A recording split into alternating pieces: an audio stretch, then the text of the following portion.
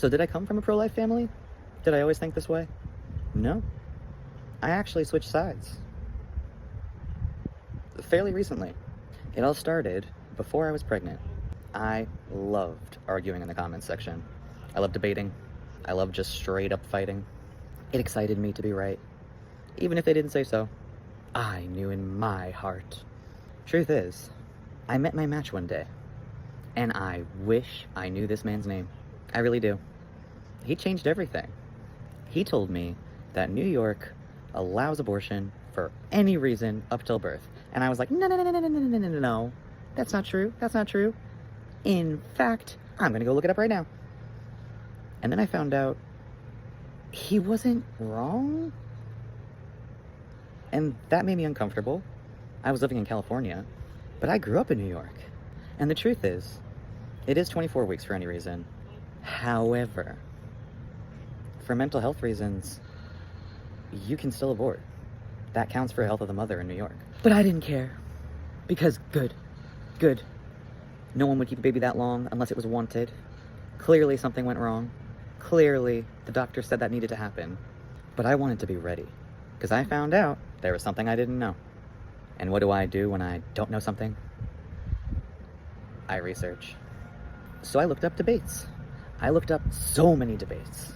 And then I found Lila Rose. And Lila Rose had the facts, and she didn't lose her head. She stayed calm, and oh, I hated her. I hated that girl. She made me so mad. Condescending little...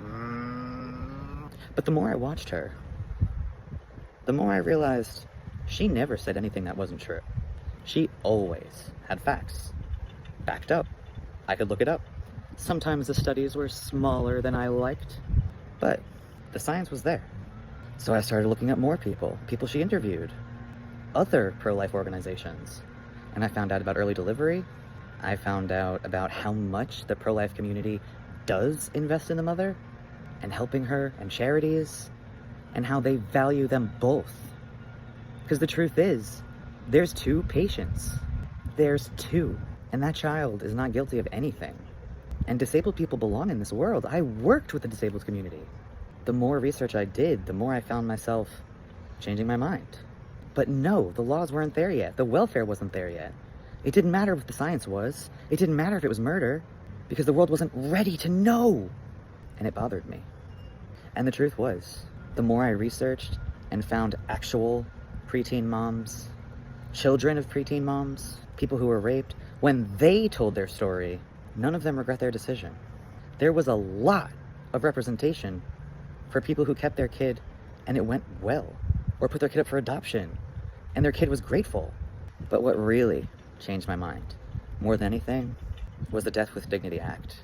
When I found out that self-exit was legal in Canada, they were talking about it in the United States, it's legal now in some states, like Vermont. I found out in Canada, I qualified. I could have self-exited years ago if I lived there. And I would have. And my life is so beautiful now. It's so good. My son is amazing.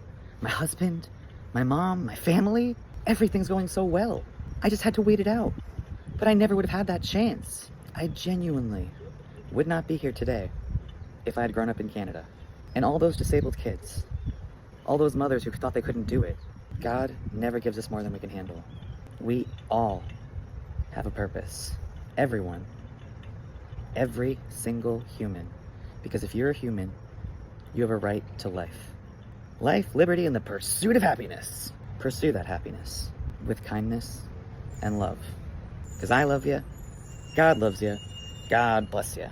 Oh, that's the school bus.